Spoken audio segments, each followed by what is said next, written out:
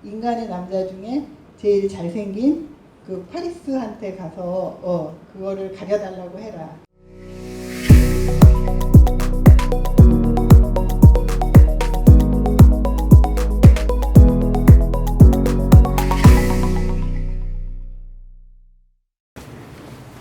네, 저는 계명대학교 목욕철학원의 기획사업부장을 맡고 있는 계명대학교의 이재성이라고 합니다. 반갑습니다.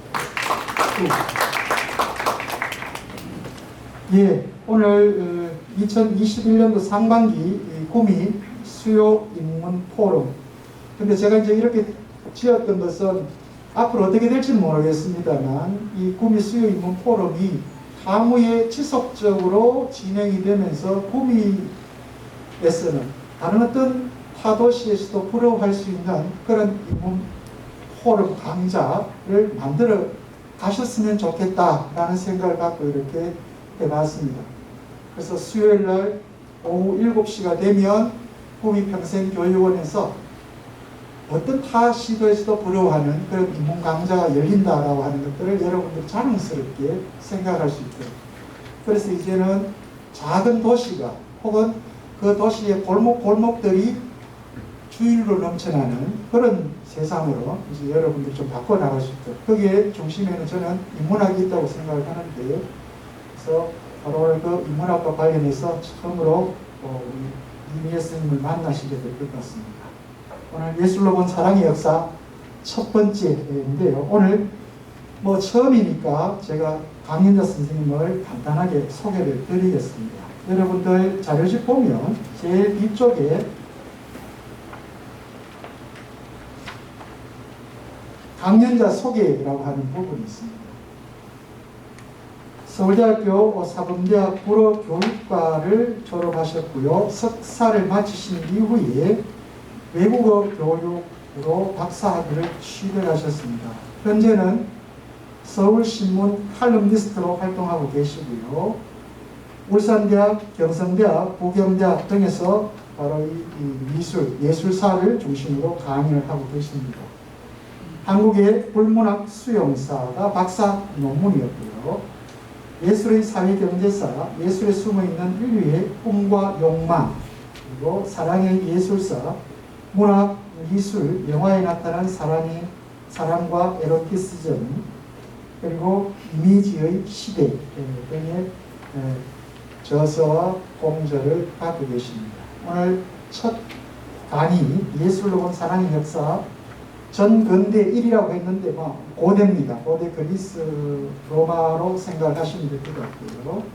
아프로디테 대 헤라라고 하는 신화에 등장하는 두 여신을 중심으로 해서 여러분들에게 좋은 얘기를 해주실 것 같습니다. 아니라 앞에 잠깐 그 강의 소개 인트로덕션을 잠깐 하겠어요. 사실은 저도 책 같은 거 읽을 때 앞에 그 인트로덕션은 재미가 없기 때문에 뛰어넘는데 잠깐만 아주 간략하게 조금만 그 소개를 하겠습니다. 들어가는 맛. 여기 불러주시면은 그 가지고 계신 요 인물에 보시면은 표가 있을 겁니다. 요 표를 보고 제가 말씀을 드리겠습니다.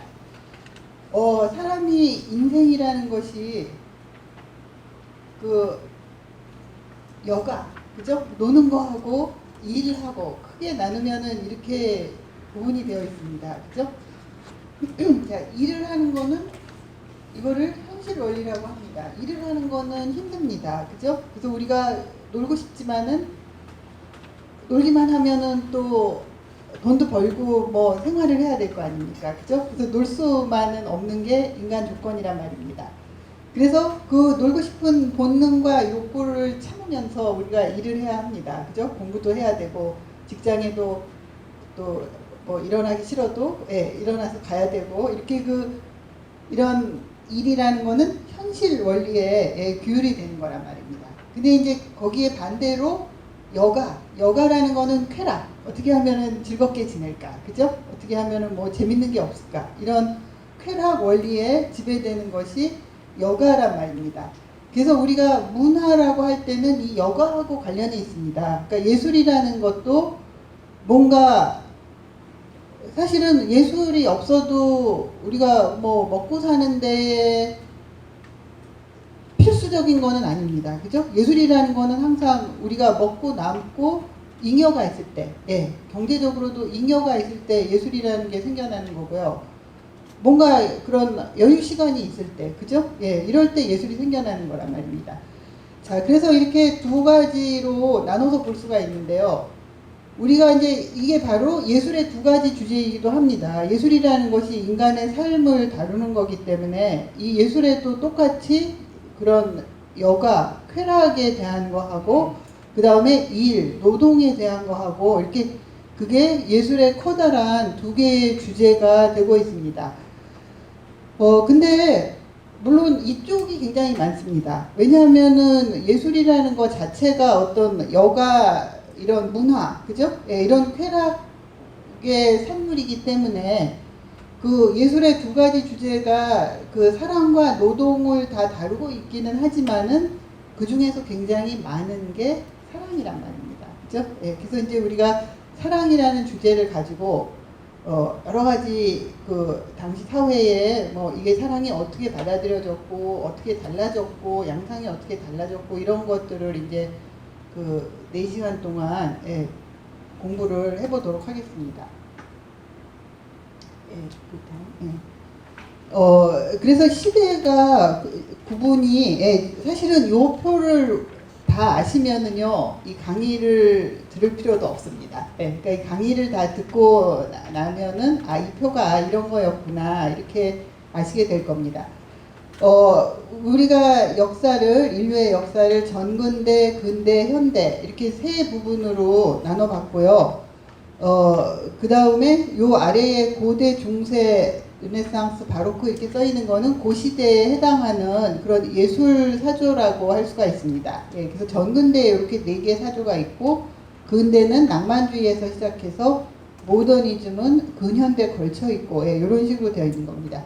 그리고 이때의 어떤 문화를 이끌었던 계층이 여기 써 있는 겁니다. 전근대는 귀족, 그리고 근대는 중산층, 또 현대는 신중산층. 이거는 가족의 형태고.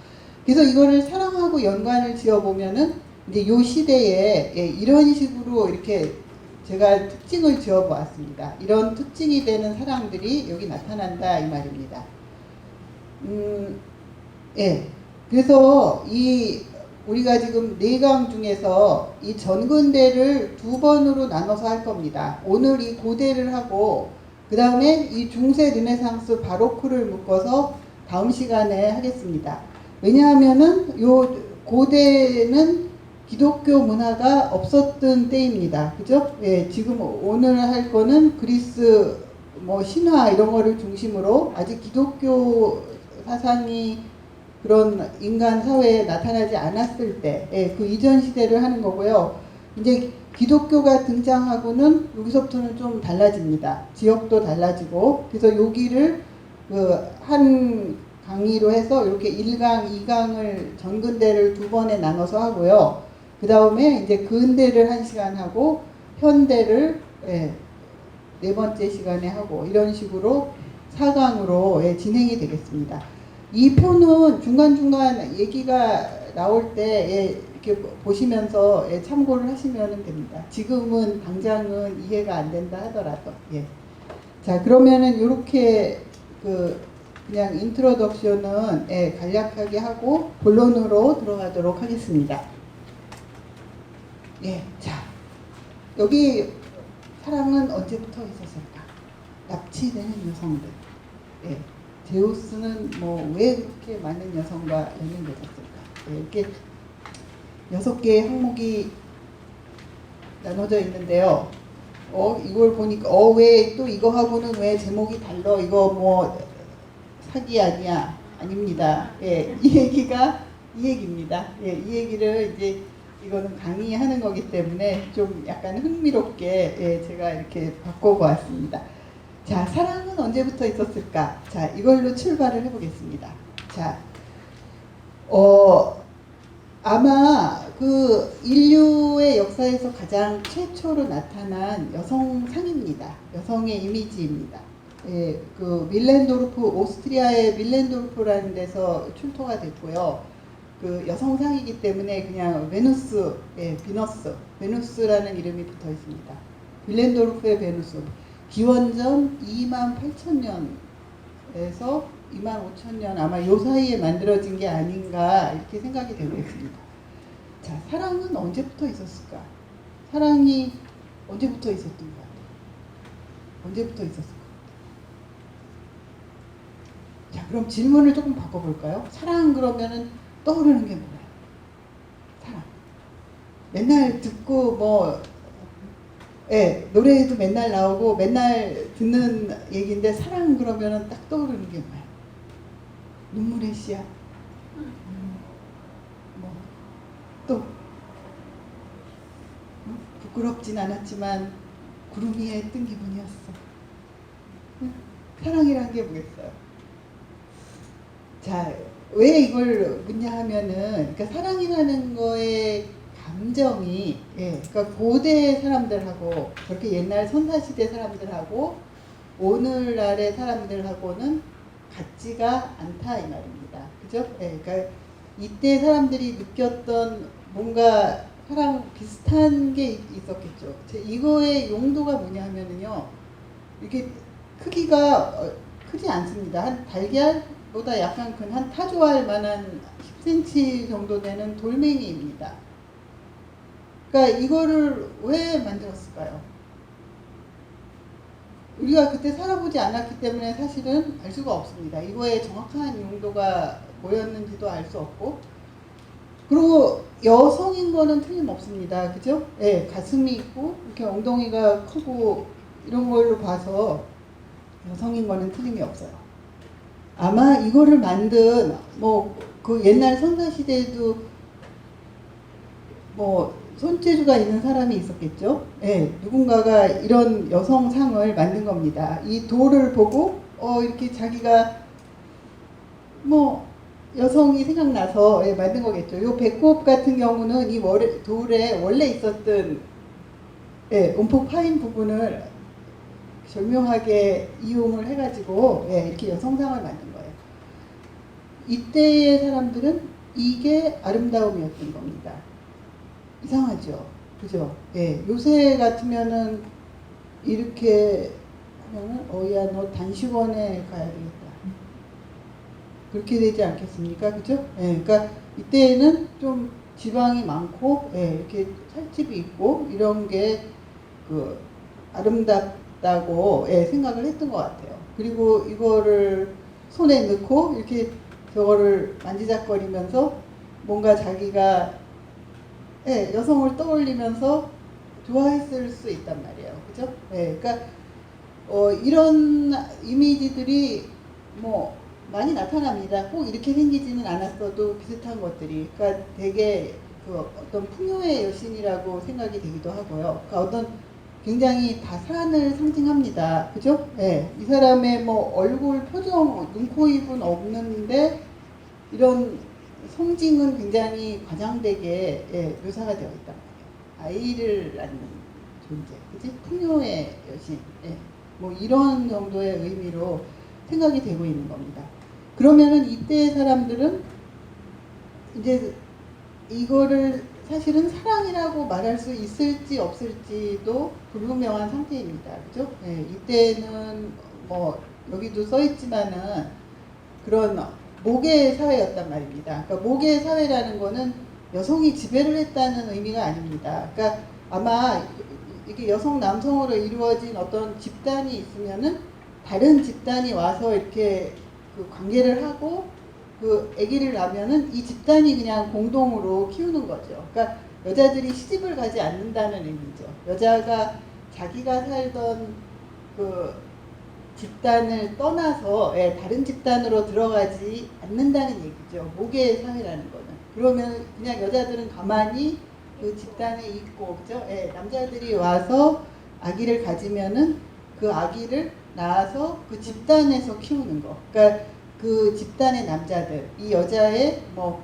오빠든가 아버지든가 예, 이런 남자들이 예, 이 애를 공동으로 이렇게 키우는 거죠. 그런 게 모계사회였던 그러니까 아직은 이때는 뭐 하여튼 이런 정도의 감정이 있었다. 예, 이렇게 볼 수가 있습니다. 자, 그러면은 예, 다음으로 넘어가 보도록 하겠습니다. 예, 이거는 뭐 이거를 이렇게 예, 사방에서 예, 여러 방향에서 본 그런 겁니다. 예. 그때의 사랑이라고. 그러니까 사랑이라고는 말할 수 없고 뭔가 이거를 만든 사람이 자기가 여성하고 접촉했을 때 혹은 뭐 여성에 대한 이성에 대한 관심은 있었을 거 아닙니까? 뭐 우리가 개나 고양이도 이성을 좋아하잖아요. 그죠? 예, 그러니까 그런 거를 아마 떠올리면서 이 여성상을 만들었고 예, 이렇게 손에 넣고 아 좋다. 그지? 예, 자기 좋았던 기억을 떠올릴 수는 있었겠죠. 예, 그러니까 그런 정도의 의미인 것 같아요.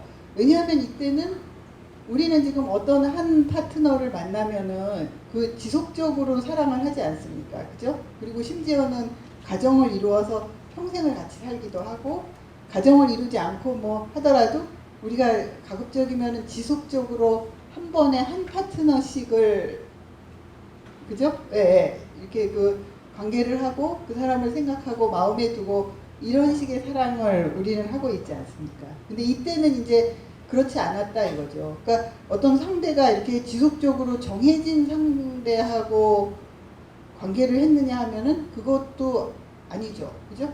예, 그것도 아니. 왜냐하면은 이 독립적으로 가정을 이루고 살지 않았으니까. 그죠? 예. 그러니까 그냥 막연히 어떤 여성에 대한 호감이나 관심을 표현한 것일 수는 있죠. 어떤 특정인에 대한 사랑 이런 게 아니고. 그죠? 예. 아직 그런 거는 특정인의 어떤 한 상대, 그지? 나는 뭐 이 사람이 잘생겼으니까, 예? 뭐 나는 이 여자가 매력이 있으니까 이렇게 우리가 지금 생각하는 사랑하고는 같을 수가 없다 이 말이죠. 예, 그런 얘기. 예, 자 그러면은 예, 그 다음에 자 그러면은 이제 그 고대의 사랑을 보면은 우리가 주로 고대의 사랑을 보게 되는 게 이제 그리스 신화를 통해서입니다. 그리스 신화에 나오는 그런 얘기들을 예, 미술 작품으로 그린 거를 몇 개를 보도록 하겠습니다. 예, 예, 제목이 납치되는 여성들인데요. 그러니까 이때의 사랑이 고대의 사랑을 저는 뭐라고 이름을 붙였냐 하면은 약탈적 사랑이라고 이름을 붙였습니다. 굉장히 약탈적인 방식으로 사랑이 이루어집니다. 그러니까 사실은 이렇게 일방적인 거는 사랑이라고 말할 수도 없지요. 그러니까 이 남자가 여자를 완력으로 예, 약탈을 하는 방식인 겁니다. 신화에 보면은 이런 예가 너무나 많이, 예, 너무나 많이, 너무나 흔하게 있습니다. 사실은 이 신화라는 게 우리가 재밌게 읽고 있지만은 이거를 그 뜯어보면은 정말 요새 같으면 미투에 걸릴 행위가 모조리입니다. 예, 전부 다. 이거는 뭐냐 하면은 그 아폴로가 이 다프네라는 아름다운 아가씨를 좋아하죠. 근데 이 다프네는 아폴론이 싫었단 말이에요. 다른 좋아하는 사람이 있었어요. 아폴론이 굉장히 신화에서 뭐 미남으로 돼 있는데 뭐 아무리 미남이 쫓아와도 뭐 싫으려면은 싫을 수 있는 거죠. 그래서 도망을 갑니다. 그래서 도망을 가서 근데 어떻게 뭐 여자가 남자가 따라오는 거를 이길 수가 있겠습니까? 더구나 아폴로는 그 신인데, 그죠? 예, 그래서 이 여자는 이제 그 위급한 순간에 자기를 나무로 변하게 해달라고 기도를 합니다. 그래서 이 월계수로 변하는 겁니다. 그래서 팔이 이렇게 나뭇가지로 변하고, 예, 월계수의 전설입니다. 그래서 이 아폴론도 월계수로 이미 변한 거는 어떻게 할 수가 없었나 봅니다. 그래서 눈물을 흘리면서 그냥 월계수를 자기의 그래서 나무로 삼죠. 네, 월계수를 이렇게 쓰고 다니고 뭐 운동 경기에서 승리한 사람 이런 사람들이 왜 월계수를 예, 쓰게 되는 거죠. 그럼 월계수의 얽힌 이야기고 또 넘어가 보세요. 네, 이거는 루벤스의 그림인데. 엄청나게 이 루벤스 시대에는 저렇게 여성을 예, 이렇게 엄청나게 튼실하게 예, 이렇게 묘사를 했습니다. 사실은 저런 것도 한 주제입니다. 그러니까 신화가 그 반복돼서 묘사가 되는데요. 그 시대마다 또 묘사하는 방식이 다 다릅니다. 예, 그 시대의 아름다움에 맞춰서 그 묘사하는 방식이 다르고 또 그 시대마다 좋아하는 신화에 굉장히 많은 에피소드가 있는데요. 그 시대마다 또 좋아하는 에피소드도 사실은 다릅니다. 예, 그래서 그런 것도 사실은 연구 대상입니다. 뭐 우선 지금은 그냥 이렇게 쭉 이렇게 전체적인 흐름을 흐른 거니까 이거는 이 저 두 남자가 쌍둥이 형제인데요. 예, 이 사촌의 약혼녀를 납치를 하는 겁니다. 이 그리스 신화라는 게 그 구전입니다. 구전이 되어다가 기원전 8세기 경에 그 이제 기록이 된 겁니다. 그러니까 그 이전 사회부터 이렇게 구전이 되어 오던 이야기들이고요. 그래서 그 구전이 되어 오면서 이렇게 여러 버전이 많습니다. 뭐 여러 얘기가 이렇게 덧붙여지기도 하고, 그 다음에 구전이라는 거는 정확하지가 않잖아요. 그죠? 그럼 이 사람이 이렇게 얘기할 때 조금 보태서 얘기하기도 하고, 뭐 또 얘기하다 잊어버려서 어떤 부분은 빼놓기도 하고, 뭐, 그래서 이렇게 여러 가지 얘기들이, 여러 설이 있습니다. 그리고 그, 이렇게 텍스트로 이렇게 기록이 됐을 때도 그 기록이 누가 작가가, 오늘날에 뭐 작가가 책상에 앉아서 이렇게 한 작품을 이렇게 완성된 형태로 쓴 게 아니라 조금 부분 기록이 된 게 이렇게 남아있어가지고, 예, 서로 여러 맞지 않는 버전도 있고 그 얘기가 여러 가지가 있습니다. 그러니까 우리가 오늘날에 왜 책방에 가면은 그리스 신화 책이 있습니다. 예, 그런 거는 이제 후대의 학자들이 그거를 이렇게 취사 선택을 해가지고, 예, 사실은 정리를 해놓은 그런 형태죠.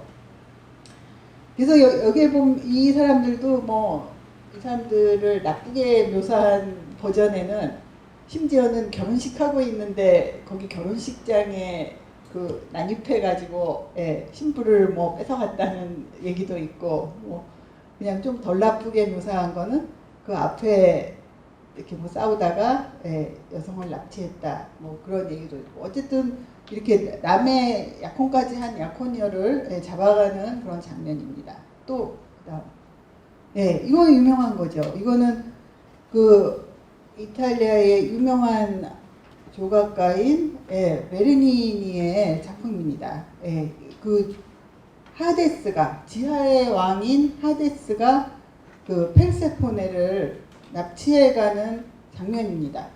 그러니까 모든 이 연애가 이렇게 납치로 이루어져 있습니다. 보통 그 여자들이 그 바깥에 나가서 이제 이렇게 봄이 오고 이러면은 뭐 시녀들을 데리고 뭐 꽃을 따면서 들판에서 이렇게 논단 말입니다. 그러니까 그럴 때 꼭 납치를 합니다. 예.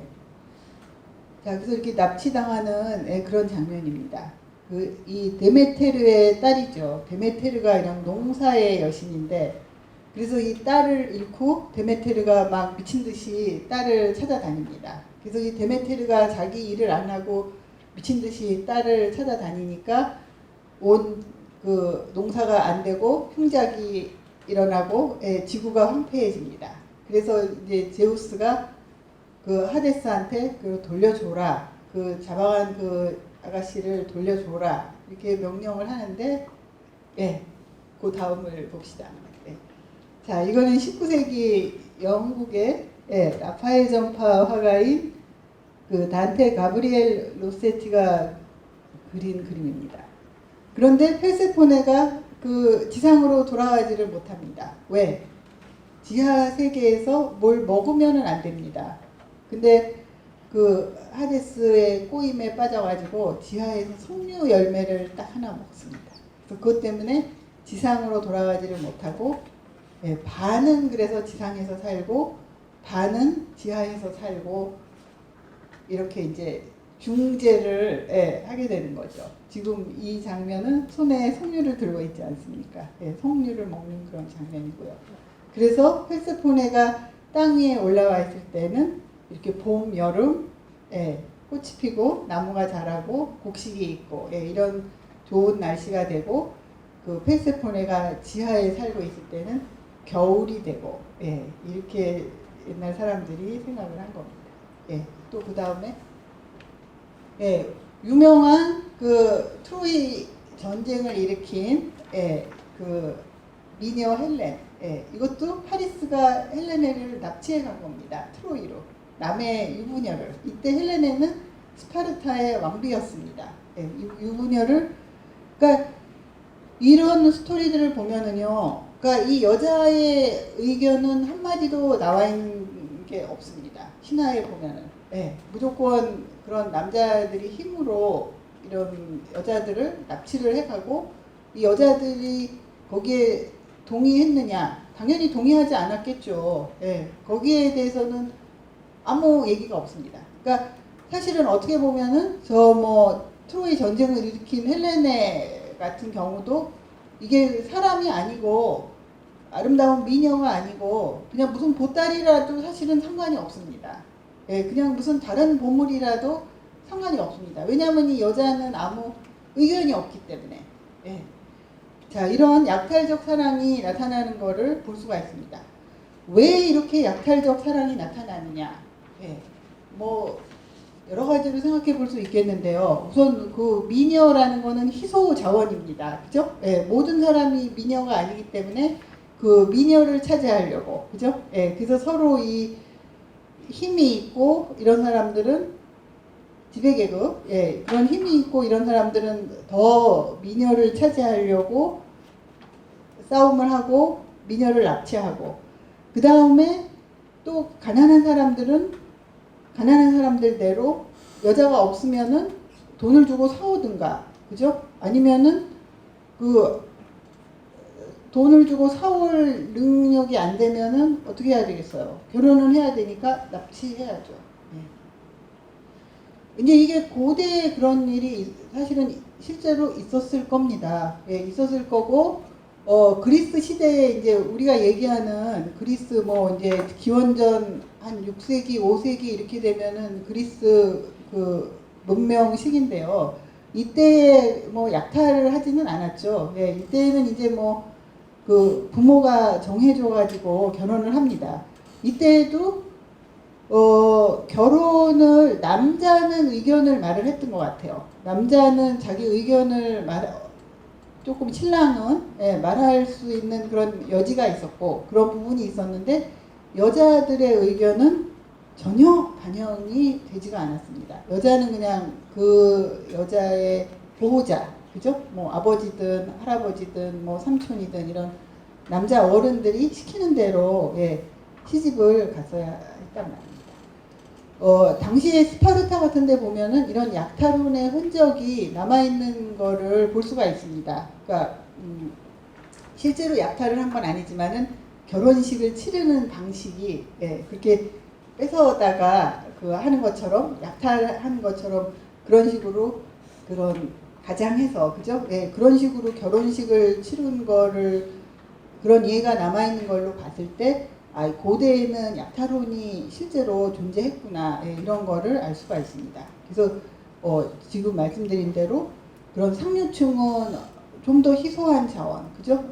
그런 것 때문에 약탈을 했고, 그 다음에 또 보통 사람들은 뭐 그 돈이 있으면, 그러니까 여자가 재화란 말이에요. 지금은 여성이 시집갈 때 뭐 혼숙감을 해가지만은 옛날에는 여성이 노동력이고 그 다음에 애를 낳을 수 있는 이런 존재이기 때문에 여성을 그 여성의 보호자인, 그죠? 그런 친정 아버지한테 돈을 주고, 지금의 사실은 이런 거를 연구하는 게 이때 사람들이 살아보지 않았거든요. 그럼 뭘 인류학자들이 어떻게 연구하겠어요? 그러니까 뭐 아프리카 오지에 있는 그런 소수 민족이라든가, 그죠? 아직 문명의 때가 안 탄 이런 집단들을 연구해서 추측을 하는 거죠. 근데 그런데 보면은 지금도 뭐 아프리카 오지의 이런 마을 이런 데서는 여자를 뭐 사온단 말이에요. 이렇게 짐승을 몇 마리 준다든가 가축을 몇 마리 준다든가 하고 사온단 말이에요. 그럼 돈이 없는 경우에는 어떻게 해야 되겠어요? 약탈해야죠. 그죠? 그래서 이런 약탈적인 사랑이 나타나는 것을 볼 수가 있습니다. 자, 그 다음에 넘어가겠습니다. 이거는 실제로 역사에 이런 일이 있었던 것 같습니다. 로마 시대에 그 로마 초기에 건국할 때 이 초기에 이제 남자들만이 가서 그 지금의 로마, 오늘날의 로마 그 티베리우스 강이 있는데 가서 이제 이 집단이 자리를 잡고 살기 시작한 거예요. 근데 이 사람들이 남자들만 있었단 말이에요. 여자가 없었단 말이에요. 그러니까 이 남자들이 일종의 뭐 무례배 같은 거겠죠. 그런 남자들이 이제 어디 개척을 해서 다른 그 장소에 가가지고 이렇게 도시를 만들고 거기 나라를 세운 건데 여자가 없단 말이에요. 그래서 거기 원래 살고 있던 이웃 종족에게 여자를 좀 나눠달라고 그러죠. 근데 그 이웃 종족은 이 사람들이 어디서 난데없이 지금 여기 들어와가지고 땅을 차지하고 살고 있는데 이 사람들이 막 번성하면은 곤란하지 않습니까? 자기들이 위협을 받지 않습니까? 그래서 여자를 나눠주지 않는단 말입니다. 싫다고 합니다. 그래서 일종의 그러니까 이 사람들을 괴리하게 빠뜨리는 겁니다. 같이 이런 운동 경기를 하고 축제를 하자고 초대를 해가지고 이 로마 사람들이 이 사비니족인데 그 사람들이 그 사비니족 남자들을 모조리 다 죽여버리고 이 여자들을 차지하는 겁니다. 아내로. 예. 이런 거는 한 거의 반은 역사인 것 같아요. 우리가 무슨 뭐 고구려 시대에 뭐 무슨 어땠다 이런 정도 얘기는 되는 것 같아요. 그러니까 역사에 비슷한 일이 아마 있었을 겁니다. 그 다음에 넘어가겠습니다. 그래서 그 다음 항목이 뭐냐면은 제우스는 왜 그렇게 많은 여성과 연을 맺었을까? 거기 눌러주시고, 자, 제우스가 굉장히 많은 여성하고 관계를 합니다. 뭐 몇 개만 보도록 하겠습니다. 이거 그리스 토기에 나타난 그림인데요. 여기에는 여자는 이 사람이 제우스인 것 같으네요. 수염이 있고 그리고 옆에 여자가 아기가 있죠. 아기가 헤라클레스입니다. 헤라클레스가 태어나자마자 뱀을 눌러 죽였다고 그러죠. 그리고 아기 때부터 장사여가지고 이 헤라클레스는 인간의 여인인 알크메네하고 제우스 사이에 나온 그런 자식입니다. 그 다음에 이렇게 굉장히 숱하게 많은 뭐 그리스 토기 로마 시대 모자이크 뭐 정말 너무나 이 반복되는 주제입니다. 이거는 그 제우스가 백조로 변해가지고 이 레다라는 여인하고 그 통정을 하는 겁니다. 이 레다가 낳은 아이가 레다가 그래서 백조하고 관계를 해가지고 알을 낳습니다. 우리도 옛날 무슨 탄생설화에 보면은 왜 뭐 그죠? 그런 얘기가 있는 것처럼 여기도 알을 낳아가지고 그 알에서 태어난 아이 중에 하나가 헬레네입니다. 미녀 헬레네가 요 레다와 제우스의 딸이고요. 아까 그 사촌의 약혼녀를 잡아갔던 그 두 쌍둥이, 그 두 쌍둥이 폴리데우케스와 카스토르도 요 사람들의 요 제우스와 레다의 자식입니다. 자, 그 다음에 또 이거는 코레지오, 그 르네상스 시대의 화가인 코레지오가 그린 제우스와 이오라는 그림입니다.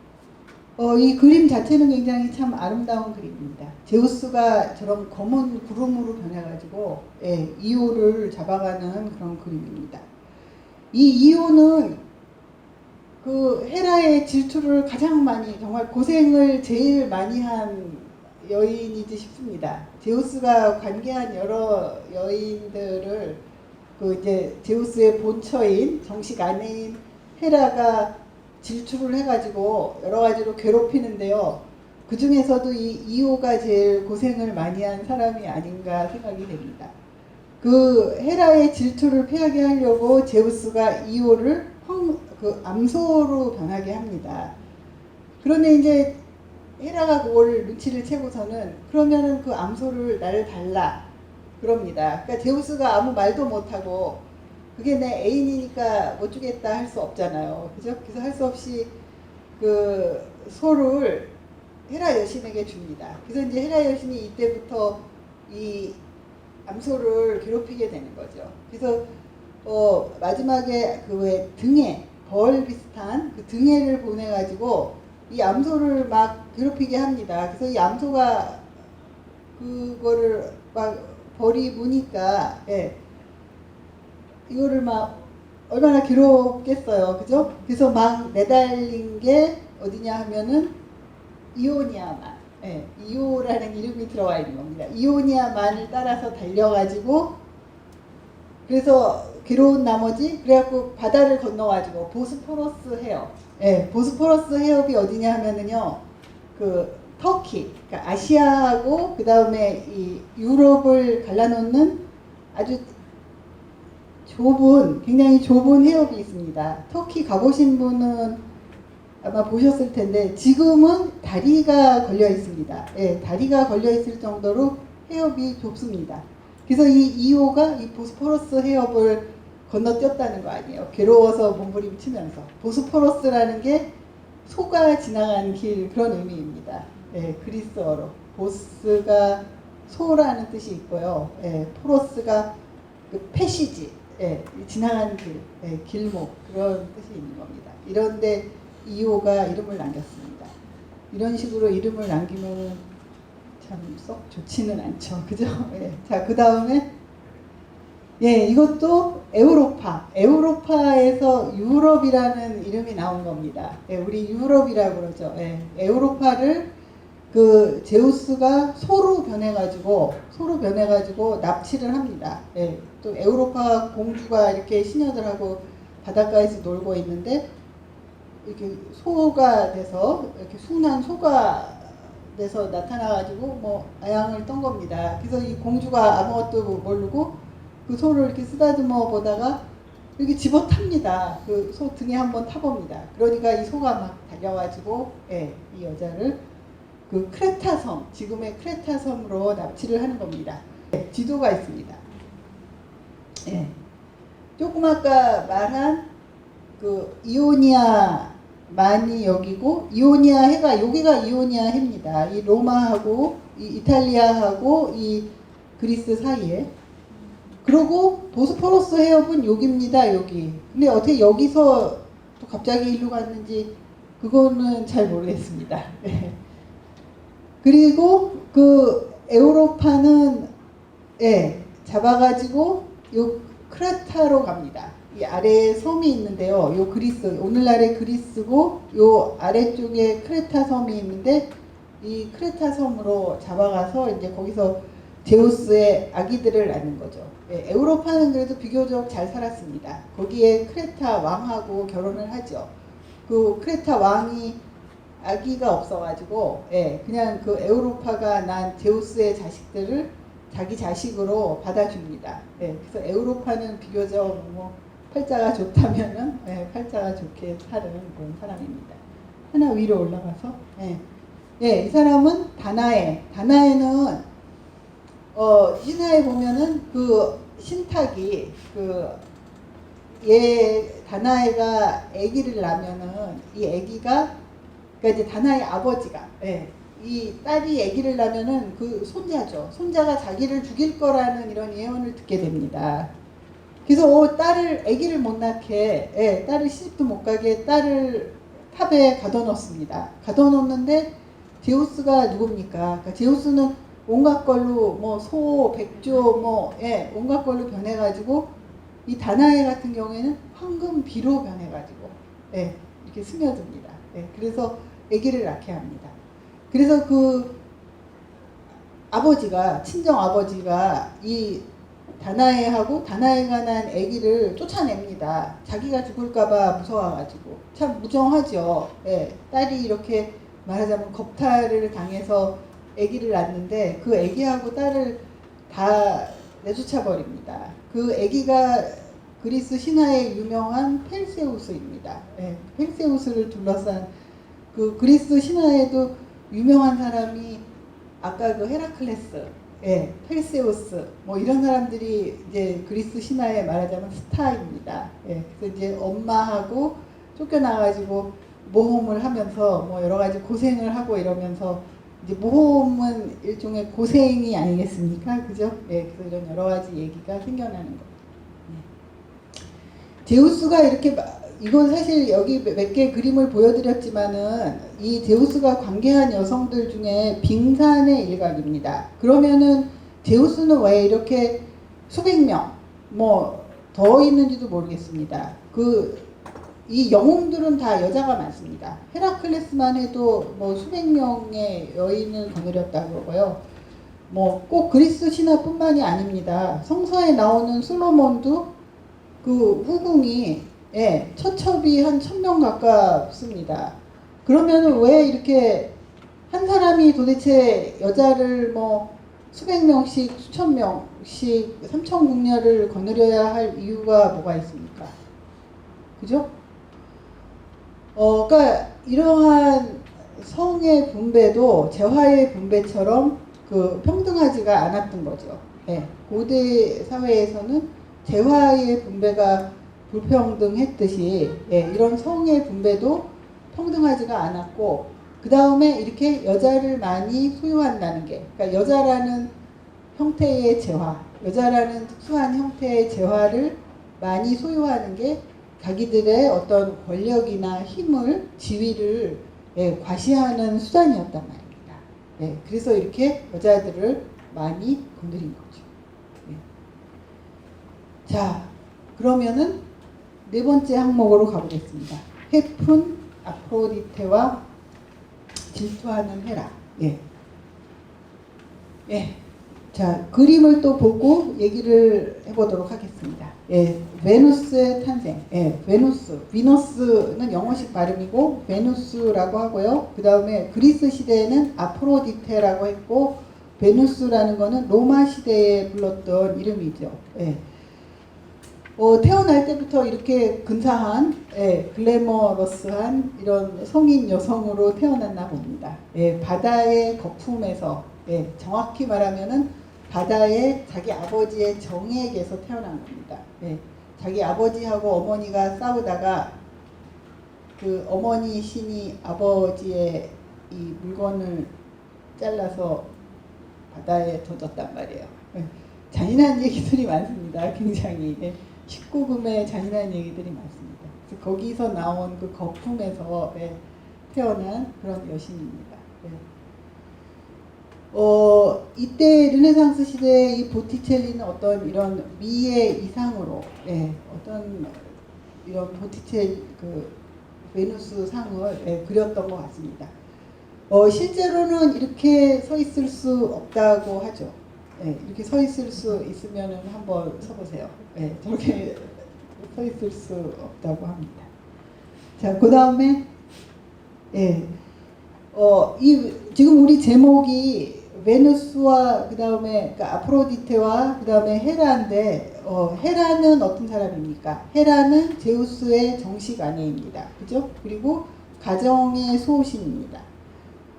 반면에 베누스 여신은 다 알다시피 사랑의 여신입니다. 그죠? 그래서 이 그림의 이 도상에 보면은 그 베누스 여신의 도상이 훨씬 풍부합니다. 아무래도 아름답고 연애하는 여신이 재미있죠. 그죠? 연애 사건도 많이 일으키고 해서 그 베누스 여신이 그림에 굉장히 많이 나타나고요. 헤라 여신의 그림은 드뭅니다. 상대적으로 드물고 그 자체도 별로 재미있지가 않고, 뭐 질투하고 맨날 화내고 있는데 뭐가 재미있겠습니까? 그죠? 그래서 별로 그림 같은 데서 많이 다루어지지가 않고 있습니다.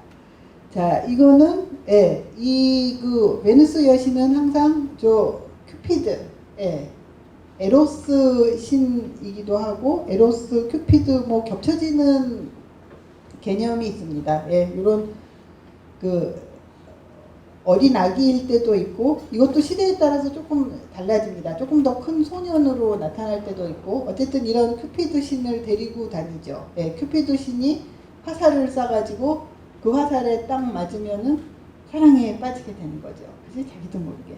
그래서 이런 큐피드 신을 데리고 다닙니다. 이거는 뭐 이 꼬마가 장난꾸러기입니다. 그러니까 아무데나 막 화살을 쏴서 아무나 사랑에 빠뜨리게 하고 이런 장난꾸러기 캐릭터입니다. 그래서 여기서도 저 벌집을 쑤셔가지고 예, 벌꿀을 그 훔쳐 먹어가지고 벌에 쏘여서 예, 징징거리는 아프다고 그러는 예, 뭐 그런 장면을 좀 약간 코믹하게 이렇게 묘사한 그런 그림입니다. 굉장히 여기는 날씬하게 묘사가 되어 있습니다. 예, 이게 중세의 흔적입니다. 중세 시대에는 이렇게 아까 지금 루벤스 그림 같은 거는 아주 너무나 이렇게 여자들도 너무나 좀 건장하다고 할까, 예, 아주 이렇게 풍만하게 건장하게 묘사되는데 반해서 이 중세의 그림은 이게 갸냘프고, 예, 이렇게 길쭉하게 왜곡이 되어 있습니다. 예, 중세 시대에는 이렇게 인체를 그 그리스 시대처럼 이렇게 근육질로 이렇게 묘사하지를 않은 겁니다. 예, 일부러 그런 중세의 흔적이 지금 남아있는 겁니다. 오늘날의 관점에서 보면은 오늘날에는 날씬한 거를 선호하기 때문에 또 지금은 보는 눈이 바뀌어서 오히려 중세 그림이 현대적으로 보이는 예, 이런 측면이 있습니다. 모자나 액세서리 같은 거는 당시 그 이런 독일 지역 귀부인들의 액세서리를 예, 하고 있는 거. 또 내려가 봅시다. 예. 베누스는 그래서 연애 사건이 많아서 이렇게 그림에 자주 등장합니다. 아도니스. 예. 이 또 신화에 나오는 그런 미남 중에 한 명인데 아도니스가 너무 잘생겨가지고 베누스 여신하고 아까 그 나왔던 아까 하데스 신에게 잡혀갔던 펠스폰의 여신하고 둘이 서로 아도니스를 자기가 갖겠다고 싸움을 합니다. 두 여신이 막 쟁탈전을 벌입니다. 그래서 결판을 중재가 어떻게 났냐 하면은 아도니스한테 3분의 1은 베누스하고 살고 3분의 1은 페세포네하고 살고 3분의 1은 너 맘대로 살아라 이렇게 중재를 해줍니다. 뭐 이 아도니스는 또 어떻게 보면 복도 많죠. 예. 그래서 이제 아도니스는 3분의 2를 베누스 여신하고 살았다고 합니다. 베누스 여신이 역시 예쁘기는 예뻤나 봅니다. 그래서 베누스 여신하고 그러니까 3분의 1 자기 마음대로 살 수 있는 그 시간을 예, 베누스 여신하고 같이 살았습니다. 그래서 베누스 여신하고 3분의 2를 살고 지하에서 3분의 1을 살고 그랬는데 뭐 어떻게 하다가 또 같이 붙어 있다 보니까 뭐 이 베누스 여신을 화를 내게 해가지고 예, 베누스 여신이 그 데리고 다니던 멧돼지를 성나게 해가지고 그 멧돼지에 받쳐서 이 아도니스가 죽죠. 예, 그래서 베누스 여신은 자기가 또 죽게 하고서는 그렇게 또 슬퍼합니다. 뭐 그런 얘기예요. 뭐 이 얘기도 사실은 여러 가지 버전이 있습니다. 그게 예, 이거는 베누스 여신은 제일 못생긴 남신하고 이 남편이죠. 예. 그 제우스의 그 그리스 신화에 나오는 신들은 그 보통 결함이 없는 사람입니다. 결함이 없는 미남 미녀들인데요. 그 중에 유일하게 이 베누스 여신의 남편인 헤파이스토스, 대장장이의 신이죠. 대장장이의 신이라고 그러는데 뭐 그때는 별로 이렇게 대장간 일밖에 할 게 고대에는 없어서 그런 이름이 붙었겠지만은, 그러니까 오늘날의 개념으로 생각하면은 발명의 신, 과학자의 신입니다. 그러니까 헤파이스토스 신이 다리를 저는 그런 인물로 나오는데요. 그러니까 이 얘기를 어떻게 해석을 하냐 하면은, 그러니까 그런 육체적으로 뭘 만들고 이렇게 몸을 써서 하는 거를 그 당시에 옛날 사람들이 천시했다는 거죠. 예. 그래서 헤파이스토스 신이 그런 약간 몸에 신체에 결함이 있는 사람으로 예, 이렇게 나오지 않았나 그렇게 생각하고 있습니다. 어쨌든 그래서 남편이 그러니까 이 베누스 여신은 또 원래도 연애하는 거를 좋아하는데 예, 그래서 맨날 바람을 피고 다닙니다. 예, 베누스 여신의 상대로 잘 등장을 하는 게 전쟁의 신인 마르스. 예, 그래서 전쟁의 신하고 바람을 피다가 지금 남편한테 들킨 장면입니다. 여기에 잘 뒤에서 보이실란가 모르겠는데 마르스가 여기 숨어 있습니다. 탁자 밑에. 네, 여기 투구가 보이죠? 네, 탁자 밑에 숨어 있습니다. 그리고 이게 재밌는 장면입니다. 이 거울에는 이 사람의 지금 뒷모습이 보이고 있고, 이 남편의 헤파이스토스 신의 그 로마에서는 이 헤파이스토스를 불카누스라고 불렀죠. 그리고 이제 이 에로스는 큐피드는 모른 척하고 자고 있습니다. 자는 척하고 있습니다. 이 소동을.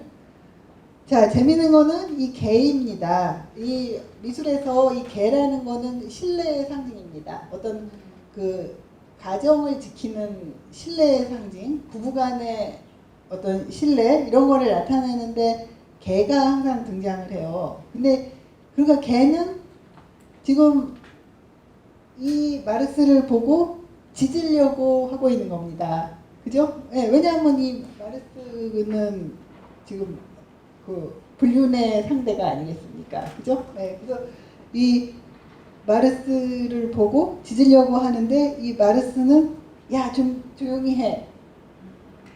예, 이런 굉장히 그 일촉즉발의 이런 상황을 묘사를 한 겁니다. 예. 자, 그다음 헤라 여신도 한번 보고 싶으면은 헤라 여신은 그렇게 잘 나타나지가 않는데요.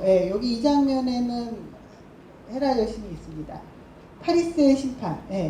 이 세 여신이 서로 자기가 올림푸스 최고 미인이다 이렇게 주장을 해가지고 그 제우스한테 가서 누가 제일 미인인지 가려달라고 합니다. 이거 참 골치 아프죠. 누구를 미인으로 꼽으면은 나머지 두 사람한테는 원한을 사지 않겠습니까? 그죠? 그래서 이제 제우스가 그거를 인간의 남자 중에 제일 잘생긴 남자한테 미남이 미녀를 알아볼 테니까 인간의 남자 중에 제일 잘생긴 그 파리스한테 가서 그거를 가려달라고 해라. 그래서 이거를 그 파리스한테 내려보내죠. 그래서 이제 파리스가 말하자면 조그만 미인 대회에 그 심사위원이 되는 겁니다. 그래서 이 그림에 보면은 파리스가 있고, 그 다음에 이 헤르메스 신이 이 여신들을 데리고 온 겁니다. 데리고 온 거고 헤르메스 신이. 그 다음에 이 그림에 보면은 항상 이 도상으로 알 수가 있습니다. 여기 있는 이 사람은 아테네 여신입니다. 옆에 방패하고 투구가 있습니다. 그죠? 그래서 아테네 여신인 걸 알 수가 있고요. 그 다음에 가운데 있는 사람이 비너스 여신입니다. 비너스 여신은 항상 이렇게 그 큐피드가 따라붙죠.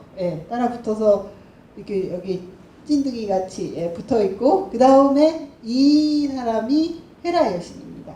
헤라 여신은 여기 공작새, 공작새가 여기 공작새 여기 그 날개 보이죠? 꼬리 보이죠? 그죠? 이 공작새가 헤라 여신의 상징입니다. 그래서 이런 식으로 항상 이렇게 구분이 되게 되어 있습니다. 그렇다면은 뭐 이런 재미있는 장면도 있습니다. 추위에 떠는 베누스. 베누스라 할지라도 배가 고프고 이게 뭐 춥고 배고프면은 연애할 수가 없다는 얘기입니다. 연애하는 거는 뭐 조건이 갖춰져야죠. 그래서 이렇게 베누스가 추위에 떨고 있는 그런 장면입니다. 여기 보면은 이 에로스도 요 베일을 뒤집어 쓰고 추위에 떠는 장면이고, 이제 여기 판신이 여러 가지 곡식이며 과일이며 이런 거를 가지고 등장하는 그런 장면입니다. 이렇게 쭈그리고 있는 거는 사실 그렇게 별로 미녀로서 폼나는 장면이 아니죠. 그러니까 미녀도 춥고 배고프면은 이렇게 폼을 잡을 수가 없습니다. 그 다음 그림을 보면은요, 이게 원래 원형이 있습니다. 이렇게 랠리의 베누스라는 이런 그 포즈가 있습니다. 요 랠리라는 사람이 가지고 있었기 때문에 랠리의 베누스라고 이름이 붙여졌는데요. 그 루벤스가 이 조각을 봤습니다. 이탈리아에 가서. 그래서 그 자세를 보고 자기 그림에 이거를 써먹은 겁니다. 자, 그렇다면은 아래로 이렇게 그러니까 베누스 제우스 여신하고 그 다음에 헤라를 이렇게 구분을 한 거는, 그러니까 한 사람은 굉장히 예쁘고 예쁘지만은 예쁘고 막 연애를 하고 다니고, 그 다음에 헤라 여신은 가정을 지키면서 그저 항상 이 헤라 여신은 하는 일이 그 신화에 보면은 제우스를 감시를 하고 바람피는 남편을 감시하고 뭐 이렇게 출산을 하는 거에 관여하고 이런단 말입니다. 이런 구조가 나타나는 거는 당시 그리스 사회 자체에서 여자를 그렇게 그런 유녀, 그러니까 말하자면 그런 매춘하는 여성들하고 그 다음에 가정주부하고를 구분을 한 겁니다. 예.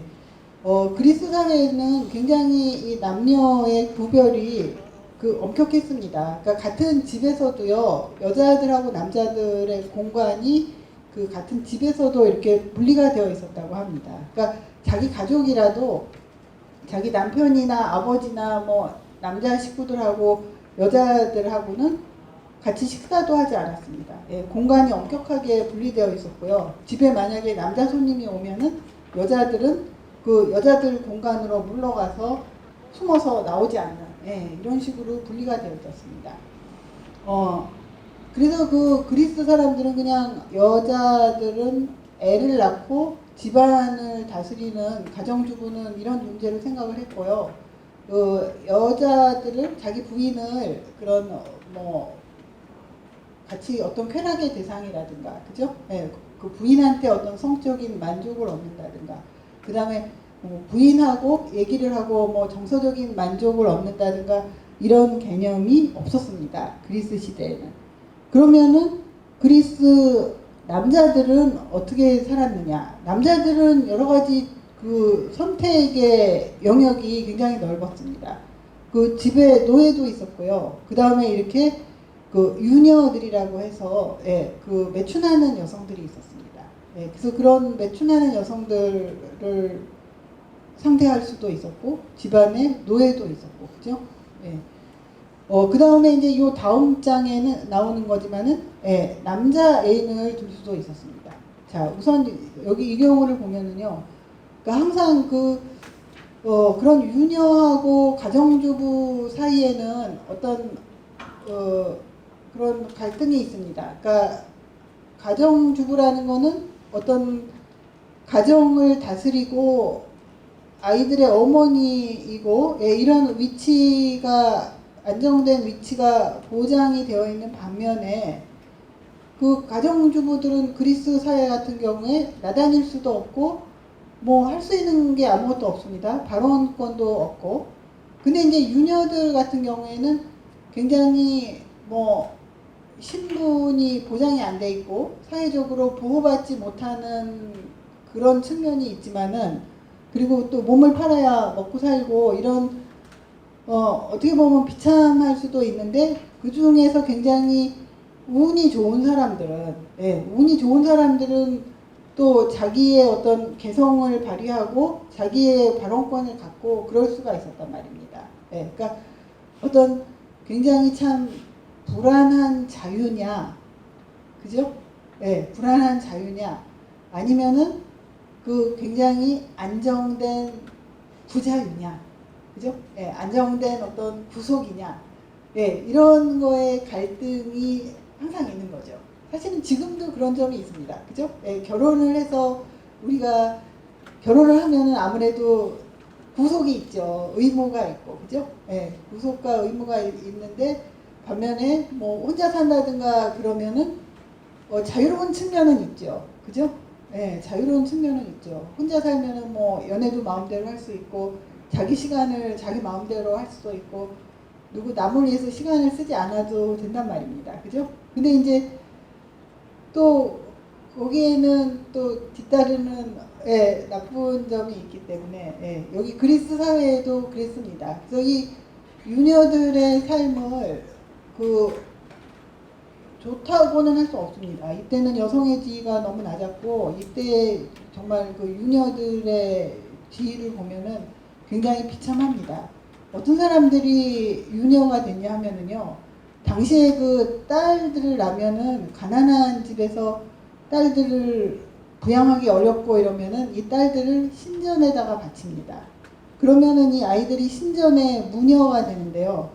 그 신전의 무녀라는 게 일종의 매춘을 겸했습니다. 그런 경우가 많습니다.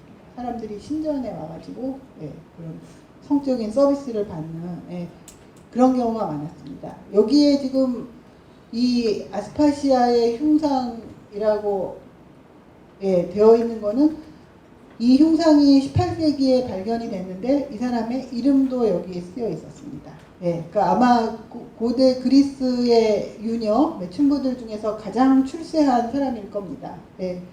그 어릴 때 그렇게 신전에 팔려가지고 그 매춘부로 고생을 하다가 어떻게 해가지고 그 자기 이제 돈을 내고 자유의 몸이 됩니다. 누구 뭐 스폰서를 하나 꼬시든가 해가지고 돈을 내고 자유의 몸이 돼가지고 이 사람이 아테네에서 굉장히 그런 고급 유곽을 경영을 했습니다. 고급 유곽을 경영을 해서 성공을 했고요. 그 당시 그 그리스의 정치적 실력자인 그 페리클레스의 파트너가 됩니다. 페리클레스하고 같이 살았습니다.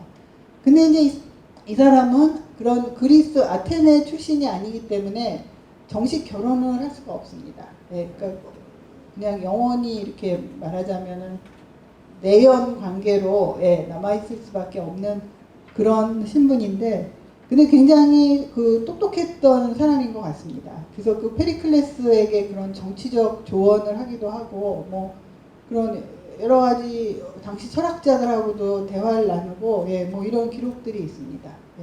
그런 유녀 중에 성공한 사람이 있기는 하나, 이런 사람은 사실 예외적인 경우죠.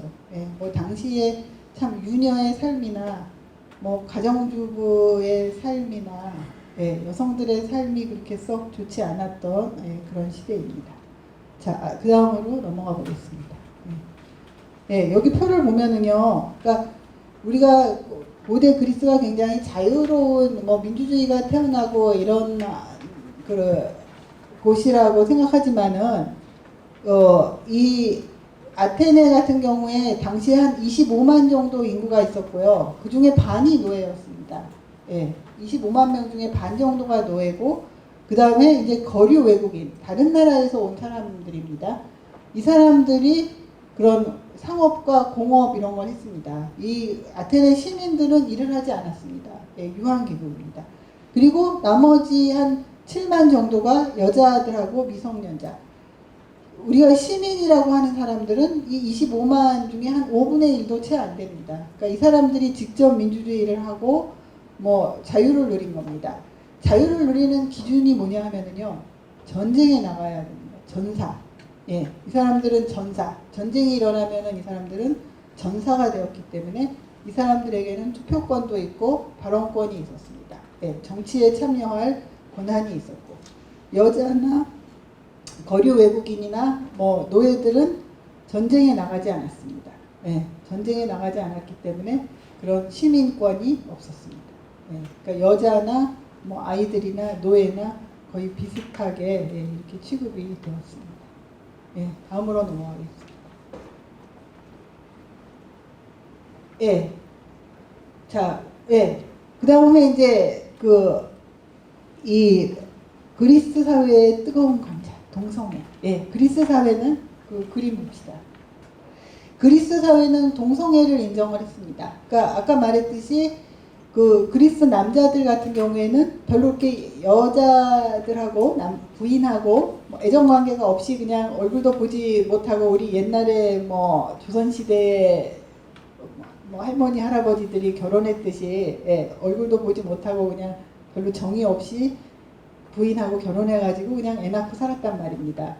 그러면은 그런 어떤 욕구라든지 뭐 사랑의 그런 욕구가 있었을 거 아닙니까? 그죠? 뭔가 뭐 좀 더 부드러운 관계를 원한다든지 뭐 애정 어린 관계를 원할 때는 유녀를 찾든가, 그죠? 그 다음에 이 남자 애인을 만들었단 말입니다. 그리고 특히 이 그리스 사람들은 굉장히 여성 혐오가 강했습니다. 그러니까 여자들은 열등한 존재이기 때문에 서로 동등한 사랑이 가능하지 않다고 생각을 했습니다. 여자들하고는. 예, 그러니까 여자들은 그냥 애나 낳아주면 되는 존재고 여자들하고 뭐 이렇게 정신적으로 교류를 하고 진정으로 사랑할 수 있는 이런 관계가 될 수 없다고 생각을 했습니다. 예. 그래서 이렇게 남자 애인을 만듭니다. 예. 보통은 한쪽이 나이가 많고 한쪽이 나이가 적습니다. 그러니까 성인 남자들이 이런 소년들을 데리고 연애를 했고요.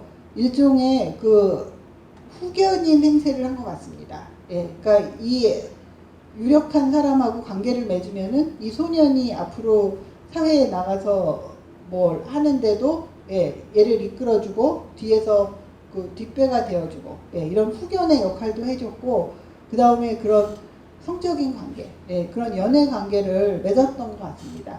그래서 그러한 그 남자 어른들을 예, 에라스테스라고 하고 예, 이 소년을 이렇게 사랑을 받는 입장인 예, 어린 소년들을 에로메노스라고 했습니다. 예, 이렇게 토기에 보면은 키스하는 예, 이런 장면이 나타납니다.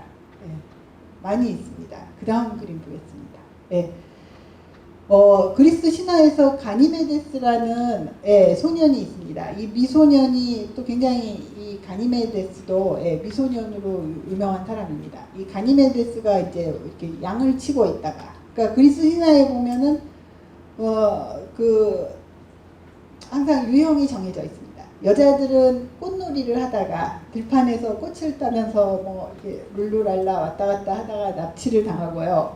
남자들은 양을 칩니다. 양을 치다가 파리스도 양을 치다가 뭐 심판을 하게 되고 이 가니메데스도 양을 치다가 제우스한테 잡혀가게 됩니다. 제우스의 눈에 들어가지고 예, 이 경우도 역시 약탈적 사랑이죠. 가니메데스의 의지하고는 상관이 없이 그 제우스 독수리로 변한 제우스에게 예, 이 독수리가 제우스의 상징입니다. 그래서 독수리에게 잡혀가지고 올림푸스 산에 올라가서 예, 이렇게 제우스의 시중을 들면서 예, 살게 됐다는 그런 얘기입니다. 그러니까 뭐 양을 치고 있으니까는 우리는 뭐 목동인가 보다 예, 이렇게 생각하기가 쉬운데요. 사실은 이 전부 왕자 귀족입니다. 예, 귀족입니다. 그러니까 예, 다음 그림 보겠습니다. 예, 이거는 르네상스 화가가 그린 건데 예, 여기는 훨씬 더 꼬마로 묘사가 되어 있네요. 독수리가 이렇게 잡아가는 장면이고 개는 어이가 없다는 듯이 예, 쳐다보고 있습니다. 그다음 예, 여기서는 아예 그냥 독수리로 제우스가 독수리로 나오고 있네요. 그죠? 예, 독수리에게 이렇게 뭘 먹여주는 요런 모자가 항상 쓰고 있습니다. 앞이 이렇게 예, 이런 모자들을 그러니까 이런 신화의 많은 부분이요 오늘날의 중동 지역하고 관계가 있습니다. 예, 그 베누스 여신만 해도 그런 동방 출신인 것 같고요. 예, 이런 것도 이런 게 지금 시리아 이쪽 사람들이 이런 모자를 썼다는 거 아닙니까? 예, 그러니까 이런 중동 지역하고 관계가 있는 그런 에피소드입니다. 예, 그 다음에 예, 이런 것도 동성애입니다. 아폴론이 좋아하던 그 히아킨토스라는 예, 미소년입니다. 히아킨토스가 근데 너무나 예쁜 미소년이라 가지고 아폴론이 좋아했는데 그래서 둘이 놀고 있는데 그거를 이런 서풍의 신이 질투를 해가지고 예, 그 원반을 이 소년의 머리에 맞게 해가지고 예, 이 소년이 죽습니다. 예, 너무나 그러니까 잘생겨서 화근이 된 경우죠. 아까 그 아도니스도 그렇고 그죠? 예, 잘생긴 게 그렇게 꼭 좋은 게 아닙니다. 그래서 여기에서 그 이 소년이 흘린 피에서 돋아난 꽃이 히아신스. 예, 히아신스가 그리스어로 히아킨토스. 예. 그 다음에 또 예. 그 다음에 그 일리아드와 오디세이에서는 이 아킬레우스하고 파트로클로스가 참 이 우정과 애정 사이로 나옵니다. 예, 굉장히 미묘하게 우정으로 나오는데 많은 사람들이 거기서 동성애 코드를 예, 읽습니다. 예. 그 아킬레스의 갑옷을 빌려 입고 나가가지고 파트로클로스가 싸우다가 전사를 하죠.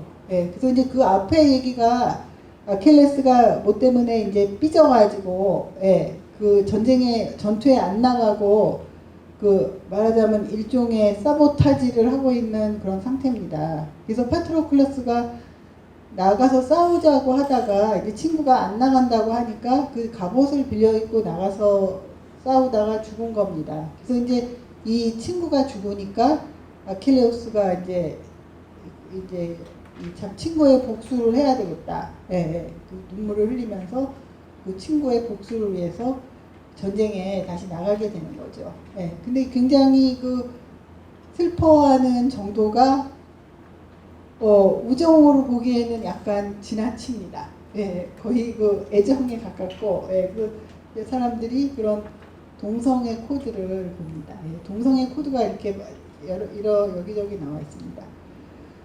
이렇게 동성애를 했던 거는 지금 조금 아까도 말씀드렸듯이 그런 여성을 무시했기 때문에, 여성하고는 연애 관계가 성립이 안 된다고 생각했기 때문에 남자하고 연애를 하는 것이 서로 동등한 관계이고 진정한 연애 관계를 맺을 수 있다고 생각했기 때문에 그런 남성 파트너를 구한 점도 있고요.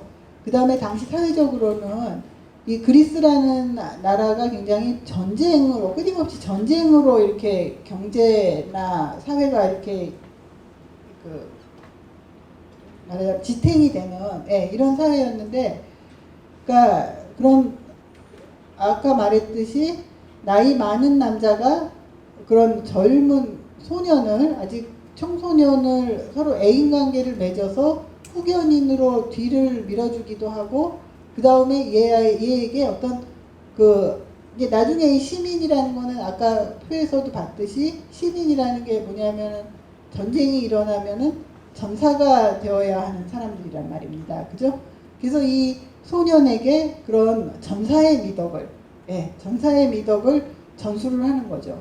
아이들이 이거를 어디서 따로 배울 데가 없습니다.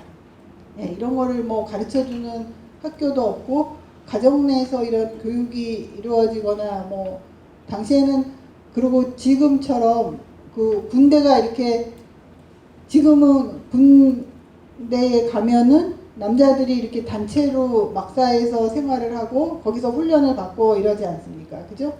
그리스 사회는 그렇지 않았단 말입니다. 평소 그냥 자기 일을 하고 뭐 자기 생활을 하다가 전쟁이 일어나면은 그때 소집이 되는 겁니다. 그때 소집이 돼서 군대를 구성하게 되는 거기 때문에, 그러니까 평소에 이런 군사 훈련 운동도 같이 하고 그런 군인으로서의 어떤 마음가짐을 가르쳐 주는데 이런 동성애가 도움이 됐다는 거죠.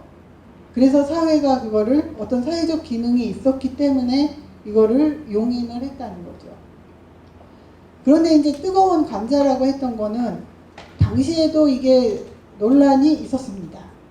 왜냐하면은 이렇게 어른 남자이고 청소년인데 과연 그 관계가 강압적이지 않고 그 두 사람의 자유의지로 관계가 맺어졌을까?